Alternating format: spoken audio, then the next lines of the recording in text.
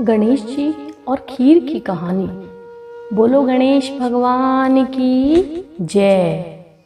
एक बार गणेश जी ने पृथ्वी के मनुष्यों की परीक्षा लेने का विचार किया और बच्चे का रूप धारण कर पृथ्वी पर आ गए। उन्होंने एक हाथ में दीपक में दूध और दूसरे हाथ में चुटकी में चावल ले लिया और गली गली घूमने लगे। कोई मेरी खीर बना दो, कोई मेरी खीर बना दो। परंतु साधारण बालक जान कोई भी उन पर ध्यान नहीं दे रहा था, बल्कि लोग उन पर हंस रहे थे कि कहीं इतने से दूध और चावल की भी खीर बनती है। परंतु गणेश जी लगातार एक गांव से दूसरे गांव में चक्कर लगाते रहे और पुकारते रहे, कोई मेरी खीर बना दो, कोई मेरी खीर बना दो। सुबह से शाम हो गई। गणेश जी लगातार घूमते रहे। शाम के वक्त अपनी झोपड़ी से बाहर बैठी बुढ़िया को बालक पे तरस आ गया और बोली, ला बेटा, मैं तेरी खीर बना देती हूँ।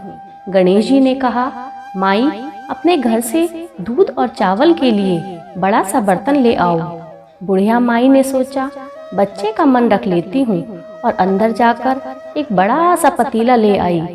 गणेश जी ने लुटिया का दूध पतीले में उडेलना शुरू किया और जरा सा दूध डालते ही पतीला भर गया। बुढ़िया माई के आश्चर्य की सीमा न रही।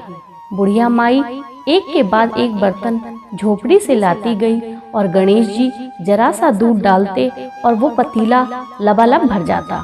जब सारे बर्तन दूध से भर गए तो गणेश जी बोले, बुढ़िया माई, मैं स्नान करके आता हूँ, तब तक तुम खीर बना लो, मैं वापस आकर खाऊंगा।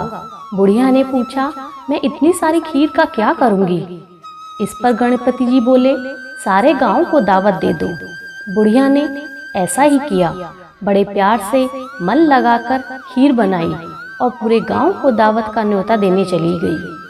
सभी को बड़ा आश्चर्य हुआ कि कल तो बुढ़िया के यहाँ खाने के दाने भी नहीं थे, तो आज यह पूरे गांव को दावत कैसे दे रही है। पड़ोसन के पूछने पर बुढ़िया माई ने उसको बालक की सारी कहानी बता दी। जब बुढ़िया की बहू को दावत का पता चला तो वो वहां आ गई। खीर की भीनी भीनी खुशबू से उसके मुंह में पानी आ गया। उसने एक कटोरी में खीर निकाली और दरवाजे के पीछे बैठकर खाने लगी। इसी बीच एक छींटा जमीन पर गिर गया और गणपति जी को भोग लग गया और वो प्रसन्न हो गए। अब पूरे गांव को दावत का न्योता देकर बुढ़िया वापस अपने घर आई तो उसने देखा कि बालक भी वापस आ गया है। बुढ़िया माई बोली, बेटा, खीर तैयार है, भोग लगा लो। गणपति जी बोले, माँ, भोग तो लग चुका, मेरा पेट पूरी तरह भर गया है, मैं तृप्त हूँ। अब तू खा और अपने परिवार और गांव वालों को खिलाओ। बुढ़िया ने कहा, सबको खिलाने के बाद भी खीर बच जाएगी, मैं इसका क्या करूंगी?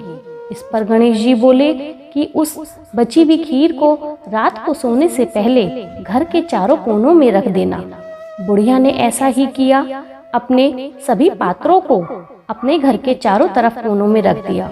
जब बुढ़िया माई सुबह उठी तो उसने देखा कि पतीलों में खीर के स्थान पर हीरे, जवाहरात और मोती भर गए हैं। वह बहुत खुश हुई। उसकी सारी दरिद्रता दूर हो गई। उसने ईश्वर को धन्यवाद दिया।